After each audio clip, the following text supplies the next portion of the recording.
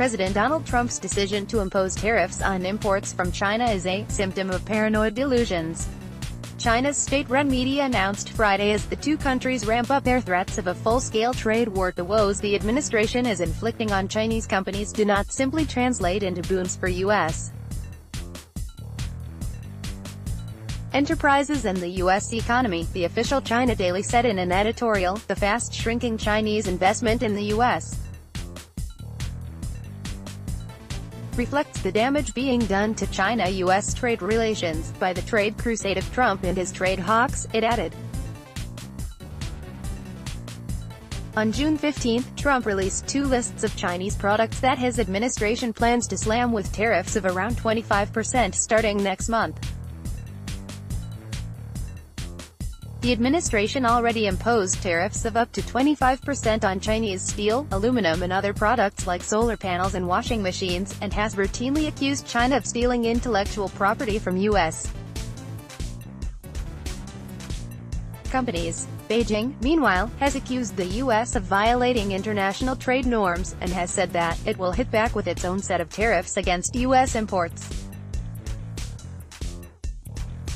Officials in China said their country's tariffs would be qualitative and quantitative.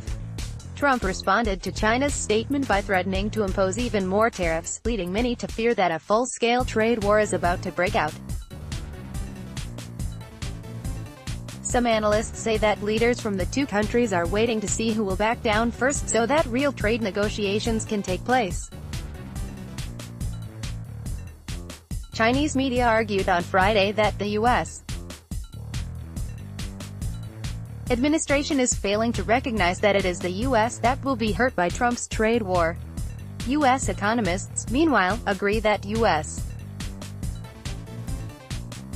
consumers and workers will be among the first to feel the impact of Trump's trade war. The tariffs enacted so far by the Trump administration would reduce long-run GDP by 0.06%, $15 billion, and wages by 0.04% and eliminate 48,585 full-time equivalent jobs, according to a report by the Tax Foundation. If the Trump administration enacts additional tariffs on automobiles and parts and additional Chinese tariffs, GDP would fall by an additional 0.3%, $82.3 billion, resulting in 0.2% lower wages and 255,283 fewer full-time equivalent jobs, it added.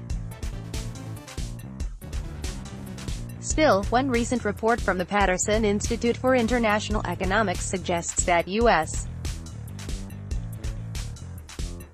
consumers will feel less of an impact from the latest round of tariffs announced on June 15, since only 1% of the items on that list are consumer products. U.S.